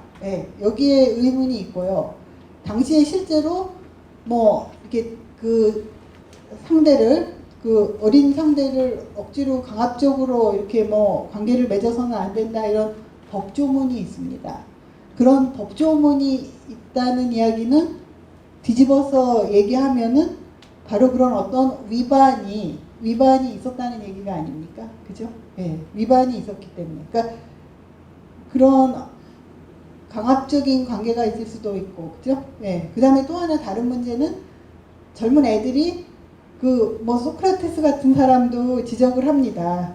젊은 애들이 그 일은 안 하고 계집애 같이 꾸미고서는 그렇게 또 어른 남자들을 유혹하려고, 그래서 이런 거를 또 당시 그 나이 든 사람들이 꼴보기 싫어하는 그런 게 그 기록에 문헌에 나와 있기도 합니다. 그러니까 사실 그 동성애라는 게 그렇게 참 안정된 그런 연애관계는 그리스 사회에서도 아니었던 거죠. 자, 그 다음에 보겠습니다. 이거는 뭐 남성 누드. 사실은 이거는 파트로클러스가 아닐 수도 있습니다. 근데 사람들이 아마 이게 멋지니까 여기다가 파트로클로스라는 이름을 붙인 것 같습니다. 자, 그러면 뭐 그리스 사회에 나타났던 이런저런 사랑 이야기들을 지금 했습니다. 제우스는 같이 이렇게 지배계급 많은 여자를 거느렸던 거. 그리고 아까 거기서 좀 빠뜨렸는데 제우스가 그렇게 많은 여자들하고 관계를 했던 거는 이 그리스 사회에 굉장히 많은 부족들이 있고 그 부족 국가들이 있습니다. 그리스가 보통 한 1000개 정도 되는 도시국가로 이루어진 사회였는데요. 그러면은 그 각자 그 조그만 도시국가의 조상들이 어떻게든지 제우스하고 한 다리를 걸치고 싶어 하는 겁니다. 그러니까 자기의 조상 할머니가 뭐 제우스의 사랑을 받아가지고 우리 조상을 낳았다. 그러면은 뭔가 자기 조상이 이렇게 올라간다고 생각하는 거죠. 그죠? 그래서 이렇게 제우스가 뭐 본의 아니게 또 많은 여자하고 관계를 하게 된 이런 측면도 있습니다. 그리고 그리스 사회의 어떤 여성들의 지위 그런 것이 반영된 그 그리스 신화가 이제 아프로디테하고 그 다음에 헤라 그런 경우고 그 다음에 지금 방금 그런 동성애 문제를 이야기를 했습니다. 마지막 거는 이제 우리가 지금 사실은 여태까지 본 그림 이런 거는 후대에 그죠? 내용은 그리스 신화를 다루고 있지만은 그 그림 자체는 굉장히 지금 여러 시기에 펼쳐져 있는 거를 뭐 고대 그리스 토기 이런 것도 있었지만은 뭐 로마 시대 뭐 르네상스 시대 바로크 시대 이런 그림들을 본 거거든요. 그럼 그리스 자체의 예술을 한번 잠깐 보도록 하겠습니다. 요 마지막 옷 벗은 남자와 옷 입은 여자. 우리가 보통 미술에서 그 여자들이 누드가 더 많은 걸로 알고 계시죠? 그죠? 우리가 통상 생각해 보면 누드 그러면 여성 누드가 많지 이렇게 생각되시죠? 그죠? 이게 시대에 따라서 다릅니다. 그리스 사회에서는 남성 누드는 그 굉장히 높이 평가를 받았고 남성 누드를 좋아했는데 여자들은 누드로 원래 묘사하지를 않았습니다. 여자들은 그냥 아름답지 않다고 생각한 겁니다. 여자들을 무시한 겁니다. 그래서 여성 누드를 안 만들었고 남성 누드는 처음부터 좋아했습니다. 이 그리스는 이런 군사 문화가 강한 데기 때문에 그런 전사, 몸이 잘 이렇게 훈련돼서 잘 발달한 그런 근육질의 운동선수 같은 이런 남성의 육체를 굉장히 찬양했습니다. 그래서 이렇게 남성 누드가 굉장히 일찍부터 나타납니다. 이런 거를 용도는 뭐냐면은 그런 신전에 바치는 그런 용도였던 것 같습니다. 왜 이렇게 누드로 묘사를 하느냐? 실제로 그리스 시대에 운동 경기 같은 걸 하고 그럴 때 누드로 운동 경기를 했습니다. 누드로 운동 경기를 했습니다. 여자들은 물론 운동 경기를 하는 경우에도 옷을 입었죠. 여자들은 옷을 입었고. 그래서 이 쿠로스라는 거는 청년이라는 의미고요. 청년은 이렇게 누드로 묘사를 했고요. 그 다음에 코레는 이 아가씨, 이런 여자를 말하는 건데, 여자들은 옷을 입고 있습니다. 그리고 지금 여기서도 보면은요, 이 남자가 더 잘생겼죠. 남자가 더 공들여 묘사가 되어 있고, 여자는 이렇게 훨씬 더 뻣뻣하게 묘사가 되어 있습니다. 그러니까 여자들은 이렇게 그냥 일단 만들어진 양도 남자가 많고 여자가 적습니다. 그러니까 여자들은 그냥 별 볼 일 없이 취급을 한 겁니다. 한마디로. 그래서 만든 것도 이렇게 좀 볼품 없이 만들었고, 그 다음에 이제 여자들은 누드로 묘사하지를 않았습니다. 혹시 누드가 있다 하더라도 그거는 옷을 입히기 위한 인형이었지, 그 누드 그 자체로 이렇게 전시를 하지는 않았습니다. 자, 그 다음 화면 보겠습니다.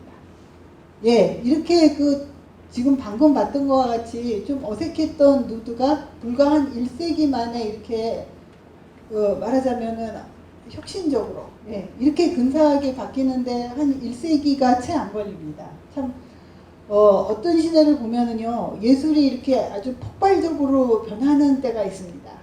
막 혁명이 일어나는 것처럼 혁신적으로 이렇게 예술이 막 폭발하듯이 변하는 그런 때가 있는데 그리스의 기원전 5세기경이 그랬던 것 같습니다. 그래서 이 시기에 이렇게 정말 기적같이 이렇게 멋진 이런 남성 누드가 나타나는 겁니다.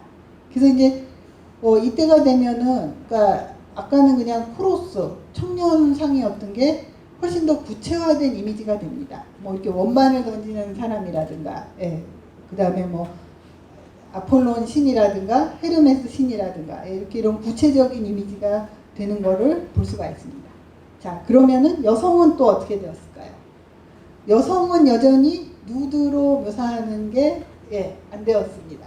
여성은 누드로 묘사하지 않았고요. 그래서 이제 이 5세기에 이 조각가들은 말하자면 일종의 꼼수, 이걸 아름답게 묘사할 방법이 없을까, 아마 굉장히 고심을 했던 것 같습니다. 그래서 여자들을 이렇게 아주 하늘하늘한 꺼지 같은 그런 비치는 그런 옷을 입혀가지고 묘사를 한 겁니다. 그래서 이처럼 물결치는 거와 같은 옷의 주름, 그죠? 그리고 그 옷의 주름을 통해서 이 신체에 이 몸매가 다 드러납니다. 그래서 누드가 아니면서 누드인 것처럼 아름답게 이렇게 묘사하는 이런 방법을 고안을 해낸 겁니다.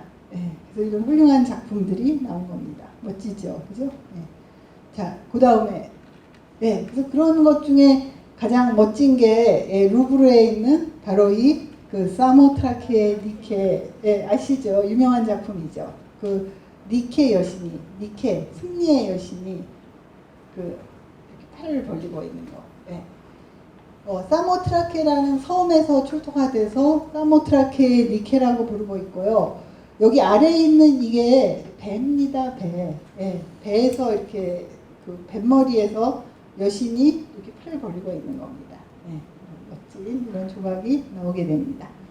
자, 그 다음에 그러다가 여성 누드가 이제 나오게 됩니다.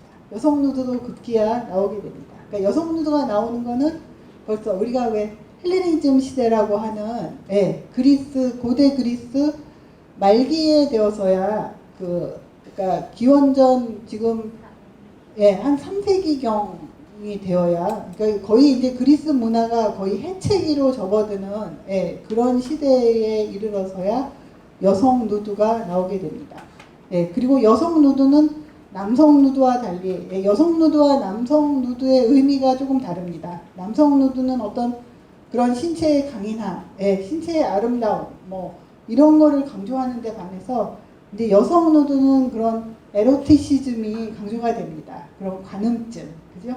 사람들이 보고 좋아하는 거. 그래서 이런 이때도 역시 이런 그런 베누스 여신의 누드상이 여성 누드 조각상의 테이프를 끊는 겁니다. 그래서 크니도스의 아프로디테라고 해가지고 사실은 이때 이 조각을 두 벌을 만들었다고 합니다. 이 조각가가 옷을 벗은 거하고 옷을 입은 거하고 같은 포즈로 두 개를 만들었다고 합니다. 그래서 이제 이거를 그 두 섬에서 와가지고 그 중에 이제 좋은 거를 골라가지고 자기 섬에 이렇게 이제 모시기로 이렇게 된 겁니다. 이게 이렇게 신전에 모셔놨던 겁니다.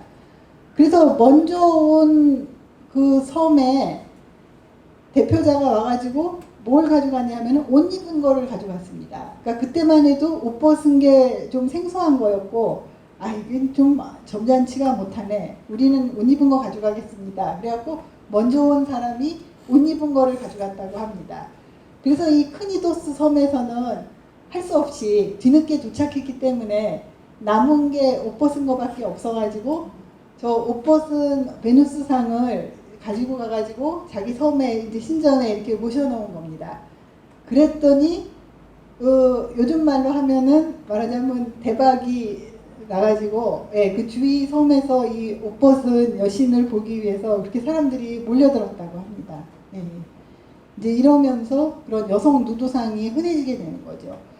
어떤 문화든지 이렇게 그 문화가 초기에는 굉장히 남성적입니다. 어떤 문화든지 초기에 어떤 나라가 세워진다든가 어떤 한 시대가 몰락하고 새로운 시대가 등장할 때는 초기에는 문화가 굉장히 남성적입니다. 예, 씩씩하고 그런 문화가 이제 후기로 갈수록 굉장히 화려해지고 그 다음에 에로틱해지고 여성적이 되고 이러면서 여성 누드들이 많이 나타나는 것을 볼 수가 있습니다. 그리스 시대도 그렇고 르네상스 시대도 그렇고 언제나 번번이 그렇습니다. 자, 그래서 오늘은 고대의 그 예술과 그다음에 고대 예술에 나타난 사랑에 대해서는 이 정도로 하겠습니다. 오랜 시간 들어주셔서 감사합니다. 감사합니다. 말씀을 안 드렸는데 이제 다른 데서 이렇게 인문학 강좌를 많이 경험하셨죠. 근데 다른 곳에서 이렇게 인문학 강좌를 경험하시다 보면 강연자 선생님께서 보통 기본적으로 이제 2시간 120분에서 90분 정도 이렇게 일방적으로 강연을 하십니다. 하시고 뭐 질문이 있으면 한두 개 받고 이렇게 나가는 게 이제 기본적인 전국적 지형에서 이루어지는 인문학 강좌의 내용인데, 들으셨는지는 모르겠습니다만 저희 계명대학교에 목요철학 인문 포럼이라고 하는 게 있습니다.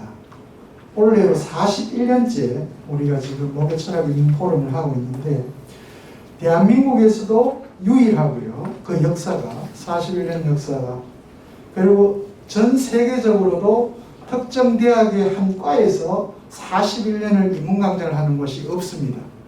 외국의 저명한 교수들도 와서 놀라는 게 저희 계명대학교 목요철학 인문 포럼인데, 그 인문 포럼의 특징이 있습니다.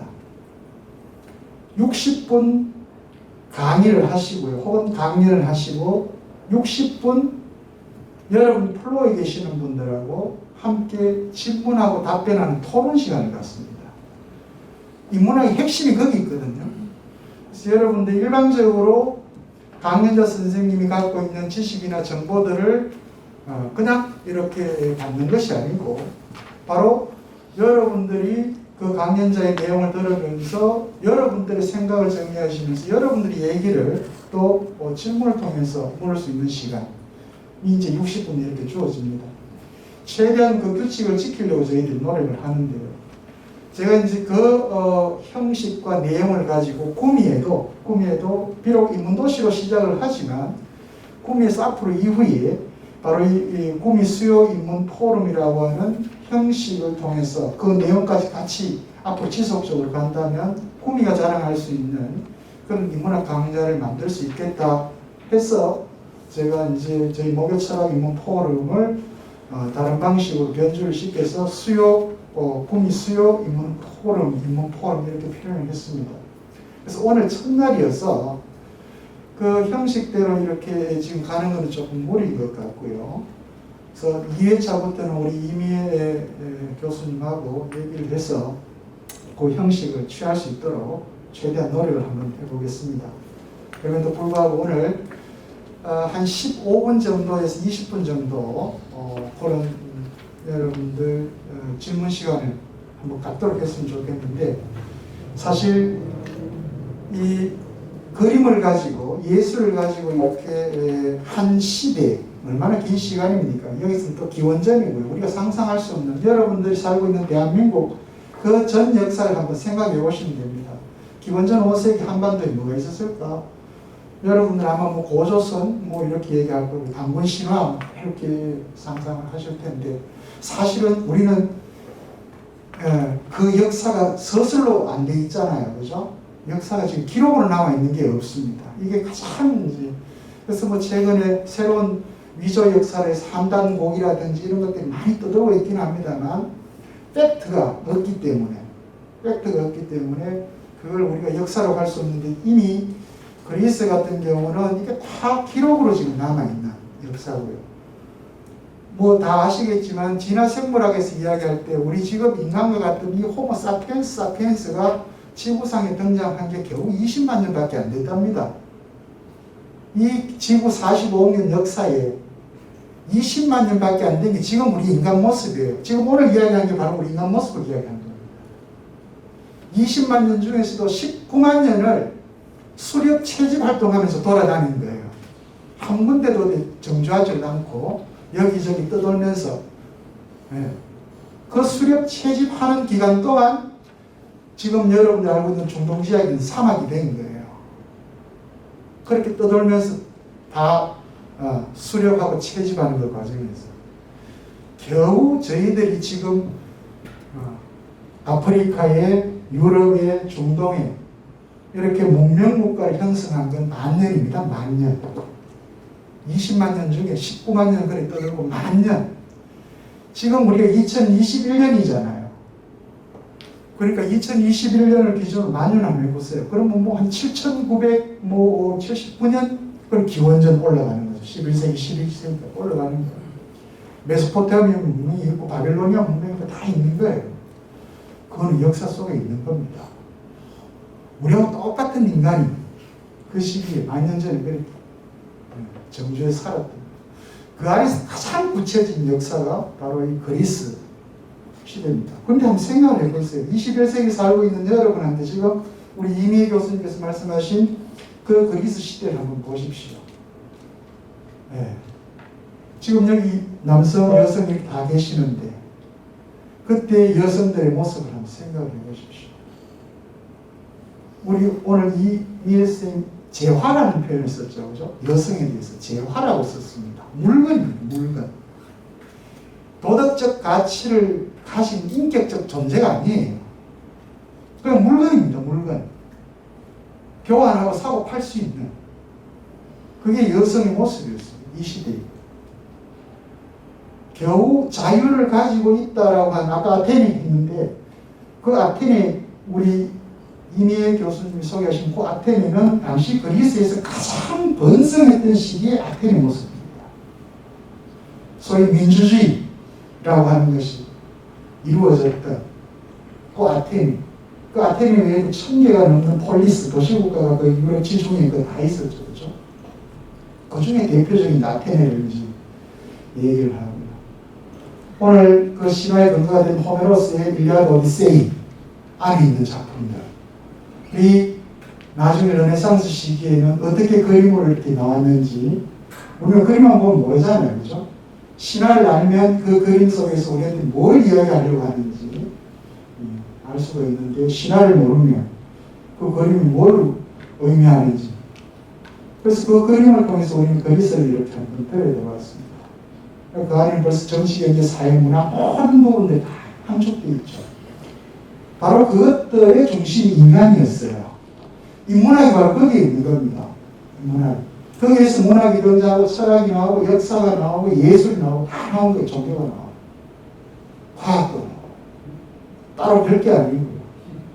그래서 오늘 그 얘기를 여러분들한테 이렇게 말씀해 주신 거죠. 혹시 짧은 시간입니다만 오늘 이렇게 들으시면서 뭐 여러분들 생각이 또 나름대로 있을 거고요. 혹시 제가 이해했던 부분이 하고 좀 다르다라고 생각할 수도 있고요. 그런 것 관련해서 혹시 플러에 계신 여러분들이 오늘 우리 이미혜 선생님께 궁금한 부분이 있으면 질문을 한번 해주시면 고맙겠습니다. 좀 명확하지가 않은 것 같아요. 어떤 강의 내용도 그렇고 그 다음에 방금 교수님께서 말씀하셨는데 어떤 것을 전달하려고 하는지 정확한 메시지가 전달이 좀 안 되는 것 같거든요. 좀 뭐라 그럴까 어떤 주제에 대해 가지고 그 부분에 대해서 얘기를 하고 아까 질문을 하고 하는 부분도 지금 말씀을 가지고는 어떤 질문을 던져야 될지 그것 자체가 되게 아니 그러니까 그 당시에 그 문학 작품인 그리스 신화를 가지고 그 안에 나타난 여러 가지 그 사랑의 양상들을 봤고요. 그 다음에 그게 당시 사회 실제 현실하고는 어떻게 연관성이 있었나 그 얘기를 해드린 겁니다. 네, 신화 얘기는 우리가 뭐 이렇게 저렇게 부분적으로 그 사실은 알고 있는 거죠. 그죠? 뭐 비너스가 어떻게 했다든가 이런 얘기는 부분 알고 있지 않습니까? 그죠? 예, 그리고 뭐 그런 뭐 오비디우스의 변신이나 이런 책들을 아마 그런 게 우리나라에서도 베스트셀러가 돼서 아마 읽으신 분들도 있을 거라고 생각이 되는데요. 네, 그러니까 그런 데 나타난 그런 양상들, 그러니까 동성애 이를테면은 양상이 있는데 동성애 그림들이 있는데 그런 동성애는 그리스 사회에서 왜 나타났고 어떻게 받아들여졌느냐 그런 말씀을 드린 겁니다. 그리고 또 뭐 비너스는 이런 캐릭터로 나타나고 헤라 여신은 이런 캐릭터로 나타나는데 왜 그런 게 이렇게 서로 대립되는 캐릭터로 나타나느냐 하는 부분은 당시 그리스 사회의 여성의 현실, 여성의 지위하고 연관을 지어서 말씀을 드렸던 거고요. 불명확한 게 하나도 없는 것 같은데요. 예. 조금 더 반론이 가능하면 하셔도 됩니다. 예, 예. 이상했던 점이 있으면. 그러니까 이를테면 제우스 같은 경우도 왜 그렇게 많은 여자가 제우스한테 필요했느냐. 예, 그 부분을 말씀드린 거 아닙니까? 그러니까 그 여성의 분배라는 게 여성이 일종의 재화였기 때문에 그런 그 불공평하게 분배된 부분이 있고 그 많은 재화를 가지고 있으면은 그 자체로서 그 사람의 지위를 나타내는 그런 게 되었고 그 다음에 또 하나는 그리스가 많은 그런 부족 국가로 이루어져 있었기 때문에 그 부족 국가들이 각자 자기네들이 고귀한 집안의 자손이라는 거를 강조하려다 보니까 제우스하고 인척관계를 증명을 해야 했단 말입니다. 예, 그러니까 제우스가 뭐 본의 아니게 이 여자 저 여자 온갖 부족의 여자들을 모조리 건드리고 다닌 걸로 예, 이렇게 된 거죠. 예, 그런 얘기를 한 겁니다. 그런 캐릭터가 다른 지금 요거를 하나를 딱 해서 그런데 지금 이제 르네상스나 그 뒤로 가면은 이런 캐릭터는 나타나지 않습니다. 예, 그러니까 구별이 되는 거죠.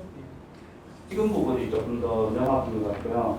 하나만 더 질문을 네, 드릴게요. 네. 아까 그림 중에서 예, 제가 지금 1525년경에 있는 예. 그 교재 페이지로 7페이지거든요. 거기가 이제 중세적인 여성의 모습이라고 네. 말씀하셨는데, 네. 예.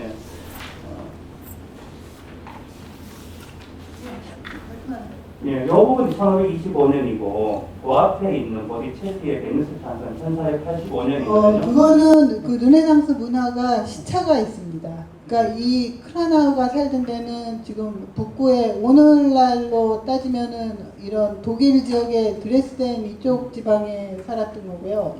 이탈리아는 훨씬 더, 이탈리아는 이미 르네상스의 조짐이 나타나기 시작한 게 14세기 이때부터 르네상스의 조짐이 나타나고요.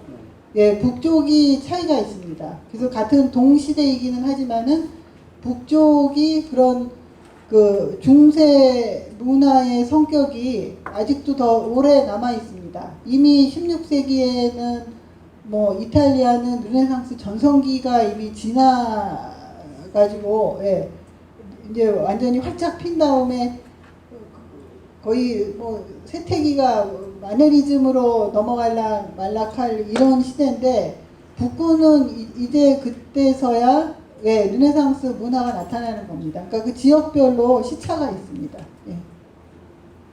그럼 그 앞에 있는 1560년의 티치아노하고 예. 그것도 마찬가지가 되는 겁니까?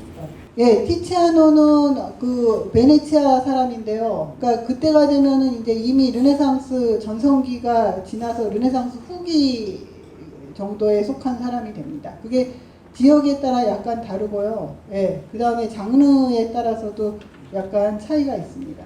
예. 그 여러분들 세계사 안에서 이렇게 들여다보면 유럽의 30년 종교전쟁이라고 하는 거 들어보셨죠? 이 1618년에 일어납니다. 17세기 초인데 다른 말로 하면 여전히 르네상스가 출발했던 이탈리아와 무관하게 유럽이라든 독일이라든지 그쪽 위쪽 북쪽 지역 같은 경우는 여전히 중세적 그 종교적인 구교와 신교의 싸움이거든요. 그걸 30년 전쟁을 합니다. 그러니까 이탈리아 베네치아라든지 밀라노라든지 이쪽 그 르네상스가 시작됐던 곳하고 북부 유럽 지역, 독일을 중심으로 한 그 위쪽 지역하고는 많이 같은 동시대이지만 문화적 양상들이 많이 다르게 이제 등장하죠. 특히 구교, 가톨릭 쪽이 강한 것도 그렇고요. 신교가 되더라도 주로 이제 조기혁명 이후에 그 신교라고 하는 게 루터교하고 칼뱅교하고 이런 아주 강력한 복음주의적 성격을 갖고 있기 때문에 중세적 그 그늘을 쉽게 벗어나지 못하는 그런 시기죠. 그리고 북유럽 같은 경우는 17세기 들어와야 많이 이렇게 바뀝니다. 그러니까 베누스 상이 나타난다는 것 자체는 이미 르네상스가 그쪽에서도 시작이 됐다는 얘기고요. 예, 르네상스가 시작되지 않으면은 저렇게 그 베누스의 이미지가 도상에 나타나지를 않습니다. 그죠? 예, 그 르네상스가 시작이 됐는데 어느 날 하루 중세에서 오늘부터 중세 끝, 르네상스 오늘부터 시작 이렇게 넘어가는 경우는 없습니다. 그러니까 그 중세 시대에 있었던 잔재들이 아직도 그 르네상스 그림에 엿보인다 이 말입니다. 예. 그러니까 한 시대가 시작이 됐어도 옛날 거가 아직도 이렇게 좀 남아가지고 영향을 미쳐서 그런 날씬한 그런 가느다란 이런 형태가 나타났다. 그 얘기를 한 겁니다. 또 조금 늦게 시작한 점도 있고요. 북구가. 이게 중세적인 모습이 나타났다는 거는 어떻게 남아있다는 거죠. 중세의 흔적이 남아있다는 거죠. 어떤 여성의 어떤 신체적인 모습을 드러내기보다는 예. 좀 덜 드러내기 위한 표현으로서 그렇게 아니 중세시대에는 그렇게 조각처럼 그렇게 묘사하지를 않았습니다. 중세는 원래 인체상을 그리지 않았습니다. 조각도 만들지 않았고. 그러니까 중세시대에는 다음 시간에 중세를 할 건데요. 그러니까 중세시대에는 그런 인체 누드가 사라지다시피 합니다. 그리고 인체를 숭상하지 않습니다. 그래서 꼭 중세 사람들이, 중세 예술가들이 인체를 묘사해야, 피치 못하게 묘사해야 할 경우에는 그 인체를 일부러 왜곡을 합니다. 가느다랗게. 그렇게 가느다랗게 길게, 그러니까 그런 조각처럼 근사하게 이렇게 묘사하지를 않고. 그래서 그런. 드리는 말씀이 요 그림이 중세적인 모습이 남아 있기 때문에 이렇게 좀 볼륨감이 없이 그렇게 표현된 거다. 중세는 대부분 여러분 예수님 돌아가신 모습 기억하시죠? 뼈밖에 없습니다. 고통스러운 일그러진 얼굴이잖아요. 중세에서는 그 범위를 벗어나서 그릴 수가 없어요. 실제로는. 그러니까 신을 모독하는 겁니다. 관능미 넘치는 여성을 그린다는 것 자체가. 육감적인 여성의 모습, 누드를 그린다는 것 자체가 신을 모독하는 겁니다. 그 부분은 다음 시간에 그 중세 다룰 거기 때문에 좀 자세히 말씀드릴 수 있습니다. 또 혹시 지금 45분 됐습니다만 질문 있으시면 늦은 시간 안녕히 돌아가시고요. 다음 주에도 이 자리에서 여러분들 건강한 모습을 뵙도록 하겠습니다. 고맙습니다. 안녕히 돌아가십시오.